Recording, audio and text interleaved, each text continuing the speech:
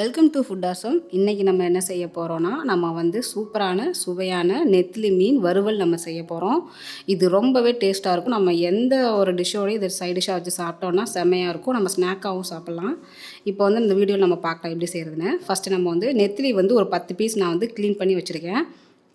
இது மாதிரி உள்ள அந்த இதெல்லாம் எடுத்துகிட்டு சுத்தமாக கழுவி நான் வச்சுருக்கேன். இது வந்து ஒரு 10 பீஸ் இருக்கும். இப்போ நம்ம வந்து இதுக்கு வந்து நம்ம மசாலா பேஸ்ட் ரெடி பண்ணிடலாம். ஜாரில் வந்து ஒரு 4 வெங்காயம், அதாவது பெரிய வெங்காயம் சின்ன வெங்காயம், அதுக்கப்புறமா தனி மிளகாத்தூள் 2 டீஸ்பூன் நம்ம வந்து ஆட் பண்ணிக்கலாம்.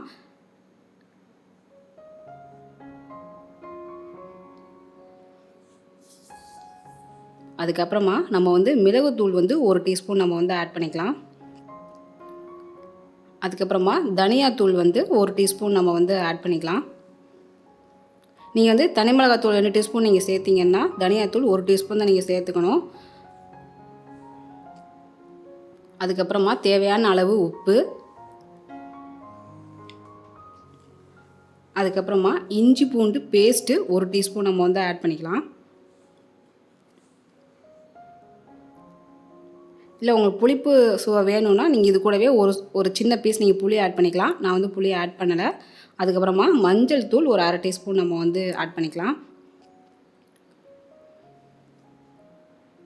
இப்போ இது எல்லாத்தையுமே நம்ம ஃபஸ்ட்டு வந்து நம்ம தண்ணி விடாமல் ஃபஸ்ட் நம்ம நல்லா நைஸாக அரைச்சி எடுத்துக்கலாம்.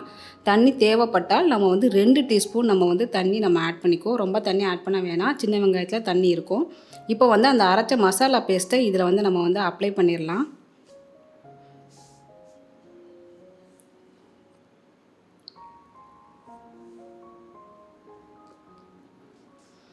நீங்கள் வந்து மசாலா ஆட் பண்ணும்போது நீங்கள் கொஞ்சம் கூட தண்ணி ஆட் பண்ண வேண்டாம். ஏன்னா ஆல்ரெடி நம்ம தண்ணி விட்டு தான் நம்ம வந்து மசாலா பேஸ்ட் நம்ம அரைச்சிருக்கோம்.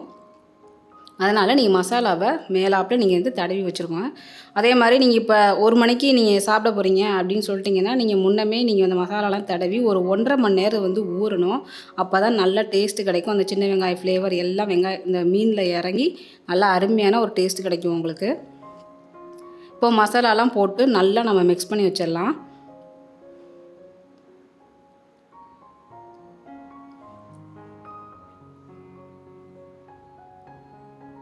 இப்போ நம்ம மசாலாலாம் அப்ளை பண்ணதுக்கப்புறமா உடனேவும் நம்ம வந்து அரிசி மாவு நம்ம 1 டேபிள் ஸ்பூன் நம்ம வந்து ஆட் பண்ணிக்கலாம். நான் வந்து கொஞ்சமாக தான் நான் மீன் எடுத்திருக்கேன். அதனால் வந்து 1 டேபிள் ஸ்பூன் நான் வந்து ஆட் பண்ணியிருக்கேன். இது நம்ம ஸ்டார்டிங்கில் ஆட் பண்ணலாம். ஆனால் நீங்கள் அப்படி ஆட் பண்ணிங்கன்னா உங்களுக்கு அந்த மொறுமொறுப்பு தன்மை உங்களுக்கு வந்து கம்மியாக இருக்கும். இந்த மாதிரி நீங்கள் மசாலாலாம் தடவுனதுக்கப்புறமா கடைசியாக நீங்கள் வந்து அரிசி மாவு போட்டு நல்லா பிசறி விட்டிங்கன்னா உங்களுக்கு நல்ல சரி கிறிஸ்பியாக இருக்கும். எவ்வளோ நேரம் ஆனாலும் உங்களுக்கு அந்த கிறிஸ்பு மாறாது. இப்போ அதையும் போட்டதுக்கப்புறமா நல்லா மேலாப்பில் தடவி விட்டுறலாம்.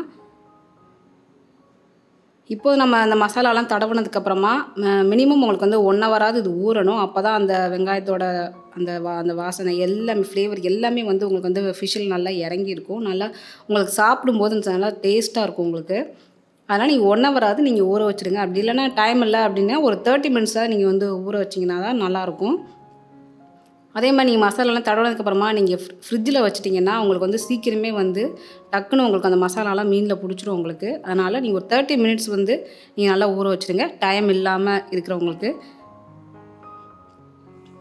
இப்போது நான் 1 ஹவர் நல்லா நான் ஊற வச்சுட்டேன். இப்போ நான் உங்களுக்கு பேன் ஃப்ரை தான் நான் பண்ண போகிறேன். நீங்கள் டீப் ஃப்ரை பண்ணுறதுனா நல்லா நீங்கள் நிறைய எண்ணெய் ஊற்றி நல்லா மொறுமொறுன்னு நீங்கள் எண்ணெய் பொரிச்சு எடுத்துக்கலாம். இப்போ வந்து எண்ணெய் வந்து நான் மீன் மூழ்கிற அளவுக்கு நான் வந்து எண்ணெய் ஊற்றிருக்கேன். இப்போ நம்ம வந்து ஊறின மீனை வந்து ஒவ்வொன்றா நம்ம வந்து ஆட் பண்ணிடலாம்.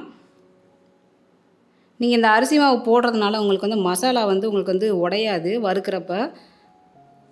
அதை நம்ம கடைசியாக நம்ம போடுறோம்ல, அதனால் நம்ம ஸ்டார்டிங்லேயே நம்ம சேர்க்காம கடைசியாக நம்ம சேர்க்கறனால உங்களுக்கு வந்து மசாலாலாம் உடையாது. இங்கே பாருங்கள் மசாலா எதுவுமே உடையலை.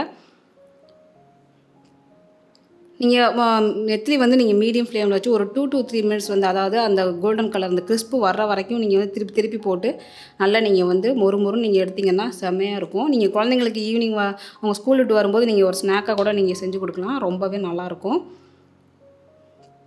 இங்கே பாருங்கள் 2 பக்கமும் நல்லா மொறுன்னு சூப்பராக நல்லா வந்திருக்கு பாருங்கள்.